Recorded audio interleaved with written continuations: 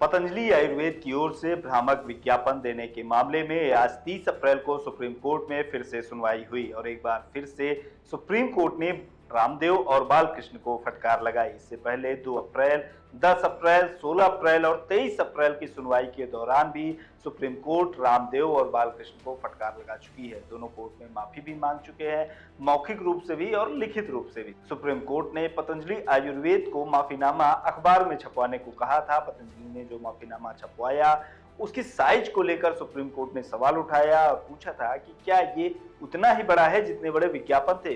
इस पर 24 अप्रैल को फिर से पतंजलि ने बड़े साइज में माफीनामा छपवाया। अब 30 अप्रैल की सुनवाई के दौरान सुप्रीम कोर्ट ने पतंजलि को अखबारों की ओरिजिनल कॉपी की जगह ई कॉपी फाइल करने पर फटकार लगाई। साथ ही कोर्ट ने रामदेव और बालकृष्ण को अगली सुनवाई में हाजिर रहने से छूट भी दी है। आज कोर्ट रूम में जो कुछ भी हुआ उसके बारे में बताएंगे हम आपको इस वीडियो में। 30 अप्रैल को जस्टिस हिमा कोहली और जस्टिस अमानतुल्लाह की बेंच ने सुनवाई की। सुनवाई के दौरान कोर्ट ने पूछा कि क्या आपने ओरिजिनल माफीनामा फाइल किया है। पतंजलि की ओर से ई फाइलिंग की जानकारी दिए जाने पर जस्टिस हिमा कोहली ने कहा कि ये हमारे आदेश का पालन नहीं है। हमने कहा था माफीनामा जैसा है वैसा फाइल करो। फिजिकली माफीनामा देने का मतलब ये नहीं है कि आप पीडीएफ फाइल कर दें। जस्टिस अमानतुल्लाह ने आगे कहा कि यहाँ कम्युनिकेशन गैप ज्यादा है, हमें इस पर ऐतराज है, ये जानबूझकर किया जा रहा है। आपके वकील बहुत ज्यादा स्मार्ट हैं। सुनवाई के दौरान उत्तराखंड स्टेट लाइसेंसिंग अथॉरिटी ने सुप्रीम कोर्ट को बताया कि पतंजलि और दिव्य फार्मेसी के 14 प्रोडक्ट्स के लाइसेंस तत्काल प्रभाव से रद्द कर दिए गए हैं। इस पर कोर्ट ने पूछा कि आप अब जाकर नींद से जागे हैं। कोर्ट ने कहा कि इससे ये साफ होता है कि जब आप कुछ करना चाहते हैं तो तेजी से करते हैं, लेकिन जब नहीं करना चाहते तो इसमें सालों लग जाते हैं। आपने 3 दिन में एक्शन लिया, लेकिन आप बीते 9 महीने से क्या कर रहे थे?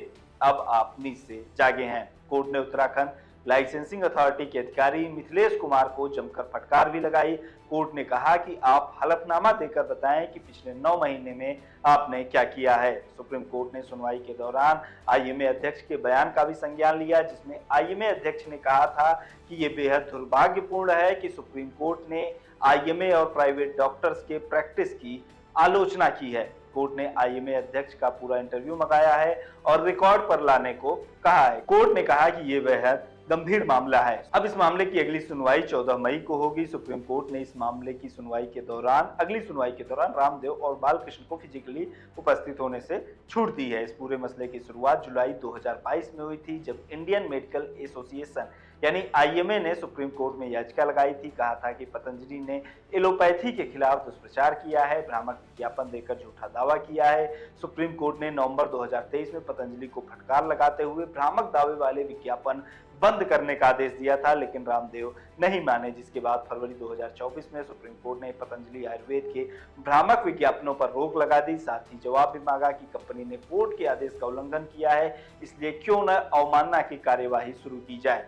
पतंजलि की ओर से अवमानना नोटिस का जवाब न आया तो सुप्रीम कोर्ट ने बालकृष्ण और रामदेव को कोर्ट में हाजिर होने का आदेश दिया। 2 अप्रैल 2024 को सुप्रीम कोर्ट में रामदेव और बालकृष्ण हाजिर हुए और माफी मांगी, लेकिन कोर्ट ने स्वीकार नहीं किया। दोनों को जमकर लताड़ लगाई।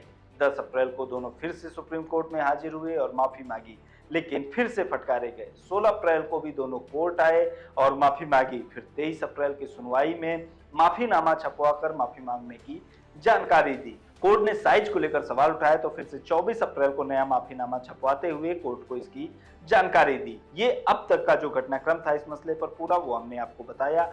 आगे इस मसले पर जो भी अपडेट्स आएंगे लोकमत हिंदी आप तक पहुंचाता रहेगा। देखते रहिए लोकमत हिंदी।